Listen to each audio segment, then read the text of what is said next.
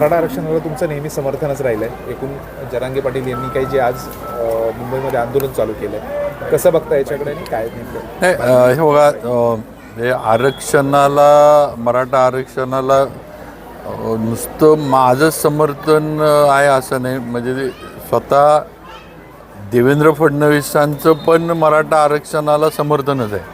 त्यांनी पण कधी विरोध केला नाही. आणि एक वस्तुस्थिती आपण मान्यच केली पाहिजे की पहिल्यांदा आरक्षण मुख्यमंत्री असताना त्यांनीच दिलं.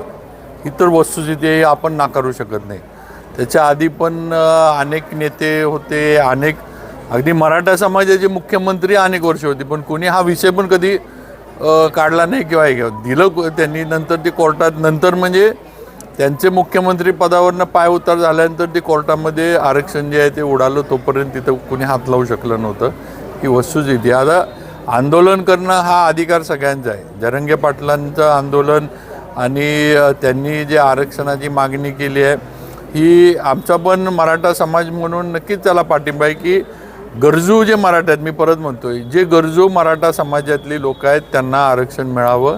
त्यांचं जी काही परिस्थिती, आता लोक म्हणतात समाज मोठा आहे महाराष्ट्रात वगैरे, सगळं वस्तुस्थिती आहे. पण आज परिस्थिती पण तेवढी त्या समाजाची खालवली आहे, ही वस्तुस्थिती आहे. काही ठराविक लोक सधन असतील, पण आता पूर्ण मराठा समाज सधनच राहिला अशी अवस्था नाही आहे. कारण प्रामुख्याने शेतीवर अवलंबून असणारा हा मराठा समाज राज्यातला होता. आज शेतीच्या बाबतीमध्ये म्हणावं तसं म्हणजे दर असतील, नैसर्गिक जे काही आता सध्या बदल होत आहेत, या सगळ्याचा विचार केला तर शेती आता फार काय परवडत नाही, ही वस्तुस्थिती. आणि म्हणून आज मराठा समाजाची नक्कीच गावाकडं आपण बघितलं तर परिस्थिती दयनीय झाली आहे. आणि याच्यामध्ये सरकार आणि स्वतः मुख्यमंत्री आरक्षण देण्याबद्दल सकारात्मक आहेत, ठाम आहेत.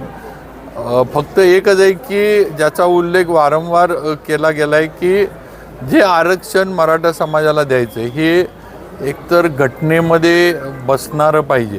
कारण घटनेच्या बाहेर जाऊन आपण, देशाच्या घटनेच्या बाहेर जाऊन आपण काही करू शकत नाही, देऊ शकत नाही. पहिलं तर हे घटनेमध्ये बसणारं आरक्षण मिळालं पाहिजे आणि कायदेशीररित्या हे टिकणारं आरक्षण मिळालं पाहिजे. नुसतंच जाहीर केलं आणि 4 महिन्यात कोणतर कोर्टात गेलं आणि परत कोर्टानं ते रद्द केलं, असल्या आरक्षणाला काही उपयोग नाही आहे.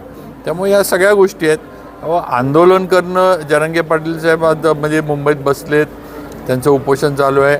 आणि मला नक्की खात्री आहे की महायुतीच्या सरकारच्या माध्यमातून माननीय देवेंद्र फडणवीस असतील, अजितदादा असतील, एकनाथ शिंदेसाहेब असतील, हे सगळे याच्यावर